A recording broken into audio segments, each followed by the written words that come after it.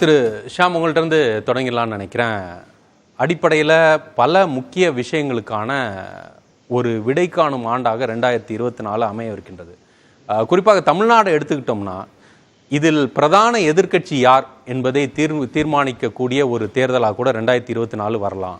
மூன்றாவது சக்திகள் அவர்களுடைய பலம் என்ன அப்படின்ற ஒரு கேள்வி இருக்குது. சில தினங்களுக்கு முன்னால் மறைந்த விஜயகாந்த் அவர்கள் ஒரு மிகப்பெரிய சக்தியாக, மாற்று சக்தியாக உருவெடுத்திருந்தார்.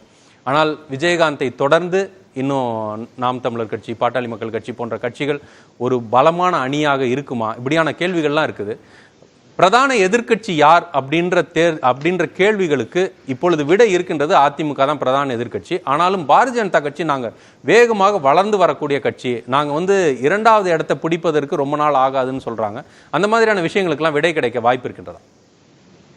இந்த ஆண்டின் நிறைவு நேர்பட பேசு அனைவருக்கும் எனது புத்தாண்டு வாழ்த்துகள். பொதுவாக வரவிருக்கிற ஆண்டின் அரசியல் நிகழ்வுகளை ஓரளவுக்கு யூகிப்பதற்கு 2 முறைகள் இருக்கின்றன. ஒன்று கம்பேரிட்டிவ் பொலிட்டிக்கல் அனாலிசிஸ், அதாவது ஒப்பீடு அரசியல். இன்னொன்று காம்ப்ரிஹென்சிவ் கரண்ட் பாலிடிக்ஸ், அது நடப்பு அரசியல், பொலிட்டிக்கல் டைனமிக்ஸ் என்று சொல்வார்கள். நடப்பு அரசியல் இயக்கவியல் அப்படி நீங்கள் எடுத்துக்கொள்ளலாம். 2024 தேர்தல் ஆண்டு, முந்தைய தேர்தல் ஆண்டு 2019, இப்போ 2018, 2023 இந்த ரெண்டையும் ஒப்பீடு செய்தால் ஓரளவுக்கு நாம் யூகிக்கலாம் என்பது என் கருத்து. அது தமிழ்நாடும் சரி, அகில இந்திய அளவிலும் சரி.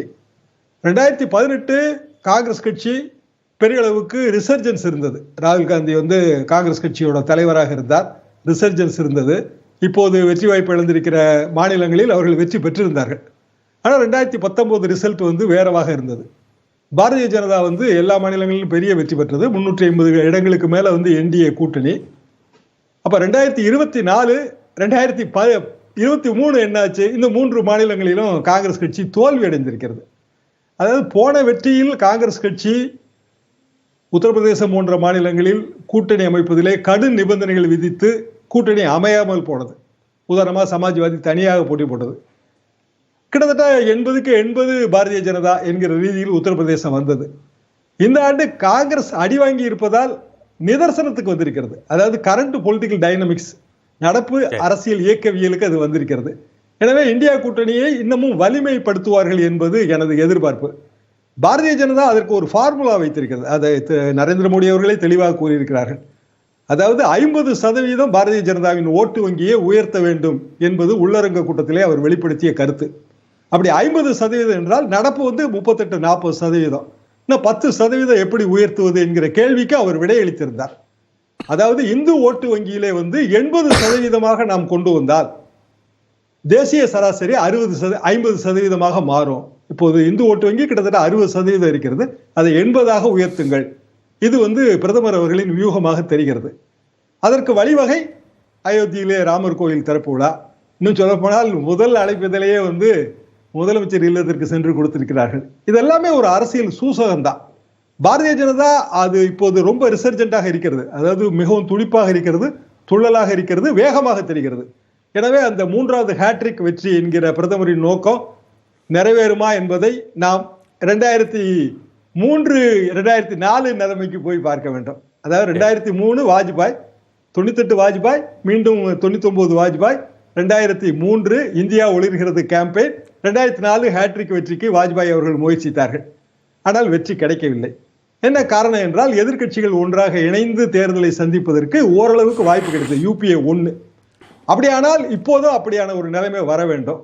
போன முறையும் தமிழ்நாடு தான் இந்த முயற்சி எடுத்தது. அது கலைஞர் ஆட்சி காலம். சோனியாவை அவர்கள், சொக்கத்தங்கமை அவர்கள் எல்லாம் உங்களுக்கு ஞாபகம் இருக்கும். 2019 தமிழ்நாடு முயற்சி செய்தது. ஆனால் ராகுல் காந்தி பிரதமர் வேட்பாளர் என்று ஸ்டாலின் அதை முன்மொழிந்தார். அது வட இந்தியாவிலே எதிரொலிக்கவில்லை. ராகுல் காந்தி விலகினார் தலைவர் பதவியை விட்டு. மல்லிகார்ஜுன கார்கே இப்போது தலைவர்.